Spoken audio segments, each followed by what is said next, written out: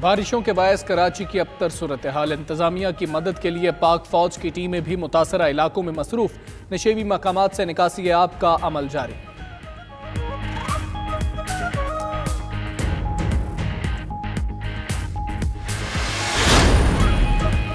کراچی میں نالوں پر تجاوزات ہٹانے کے لیے آپریشن پیر کو شروع ہوگا۔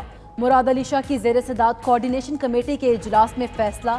ناصر شاہ کا کہنا ہے پہلے مرحلے میں ایسی تجاوزات ہٹائی جائیں گی جہاں پر کوئی رہائش پذیر نہیں ہے۔ اسد عمر کا کہنا ہے کراچی میں مسائل کے حل کے لیے وفاق اور صوبے مل کر کام کریں گے، ترقیاتی کاموں اور کراچی کے معاملے پر کوئی سیاست نہیں کریں گے۔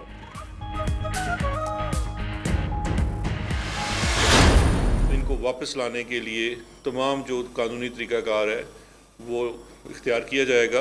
آپ کا سٹیٹس اس وقت مفرور کا ہے، یہ فیصلہ جو ہے ساتھ اس کے لگا کے برطانوی حکومت کو لکھ دیا گیا، اور ان کے جو ضمانتی تھے اب ان کو واپس لانا شہباز شریف صاحب کی ذمہ داری ہے۔ اپنی اچھی صحت کے ساتھ باقی کی سزا تو بہت ہنستے کھیلتے وہ کاٹ سکتے ہیں۔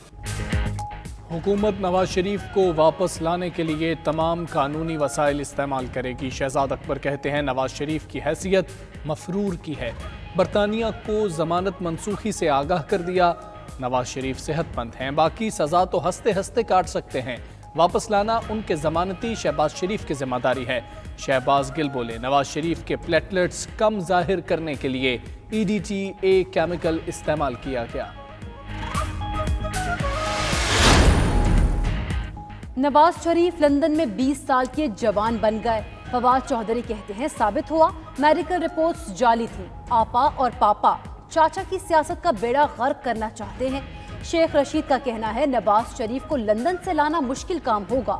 فضل الرحمان نون لیگ اور پیپلز پارٹی سے جو چاہتے ہیں وہ نہیں ملے گا۔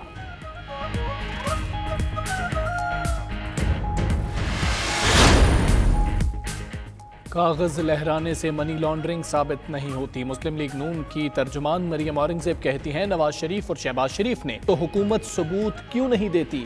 وزراء عوام کو بے وقوف بنانے کے لیے NRO کرتے ہیں۔ وزیر اعظم FATF قانون سازی کو سیاست کی نظر کر رہے ہیں۔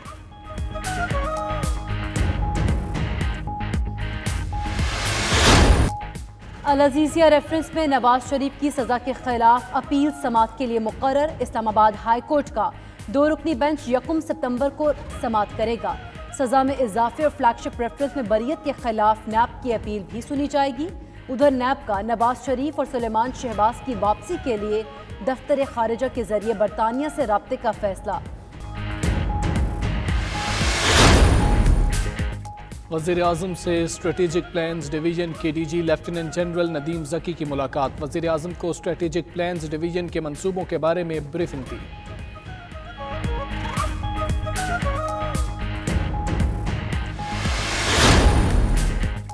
چین کے سفیر کا CPEC آفس کا دورہ، اقتصادی راہداری پر خصوصی توجہ دینے پر اظہار تشکر کیا۔ کام میں تیزی کے لیے اقدامات کو سراہا۔ Chairman CPEC authority Asim Saleem Bajwa کا ٹویٹ۔ چینی سفیر ژاؤ جنگ کا کہنا تھا CPEC سے دونوں ممالک کے عوام مستفید ہوں گے۔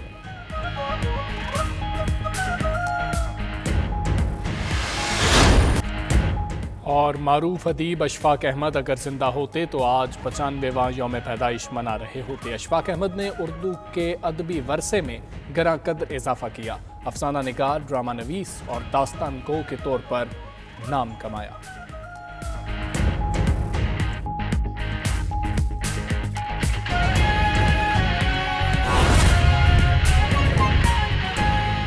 بیرسٹر صاحب نے بڑی اچھی طرح سے ایکسپلین کیا سارا، لیکن ابھی کچھ لوگوں نے میڈیا پہ آ کے ایک چیز فوراً کہنا نہیں ہے۔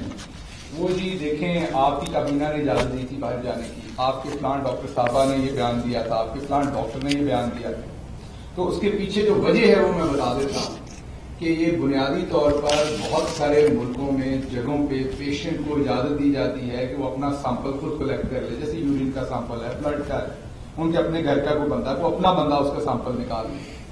تو یہ کیمیکل ہے EDTA جو آپ کی ٹیسٹ ٹیوب کے اندر استعمال ہوتا ہے، جو بھی بلڈ سیمپل آپ لیتے ہیں اسپیشلی پلیٹلیٹس کے لیے، اس کا پرپز یہ ہوتا ہے کہ جو کیلشیم ہے اور جو بلڈ کلوٹس نہ بنے آپ کے بلڈ کے اندر لیبارٹری کا کیا رہتا ہے، جب آپ نے سیمپل لیا اس کو لیبورٹری تک لے کے جانا ہے. اگر وہ EDTA نہیں ہوگا اس میں تو کلوٹنگ ہو جائے گی اور ٹیسٹنگ نہیں ہو سکے گی. لیکن اگر اس کے استعمال کو تھوڑا سا اوپر نیچے کر دیا جائے, بلڈ کی جو تعداد ہے وہ تھوڑی سی اس میں کم ڈال دی جائے, تو جس بندے کے 2.5 لاکھ پلیٹلیٹس ہوں گے, یہ آپ گوگل کر لیں آپ کو فوراً نظر آ جائے گا, EDTA and platelets decrease reaction, یہ صرف گوگل کر لیں آپ کو ساری کہانی نظر آ جائے گی. تو بنیادی طور پر یہ جھوٹ بولا گیا. اور یہ ایک جو مدعا بتایا جاتا ہے کہ فلاں ڈاکٹر نے کہا, آپ کے سامنے جو رپورٹ, آپ بیرسٹر صاحب وکیل ہیں, ان کے سامنے میں جو ایویڈنس رکھوں گا یہ اسی پہ مجھے مشورہ دیں گے. غیب کا علم تو اللہ میاں کے پاس ہے. تو کسی بھی ڈاکٹر کو اگر آپ وہ رپورٹ دکھائیں گے جو آپ نے فورجری کی اپنا سیمپل دیتے ہوئے, تو وہ ڈاکٹر تو وہی دیکھے گا جو رپورٹ پہ نظر آئے گا. تو بدقسمتی سے یہ جھوٹ بول کے 9 مہینے سے وہاں پہ ہیں. 3 دفعہ رپورٹس بھیجی ہیں جو انکمپلیٹ ہیں.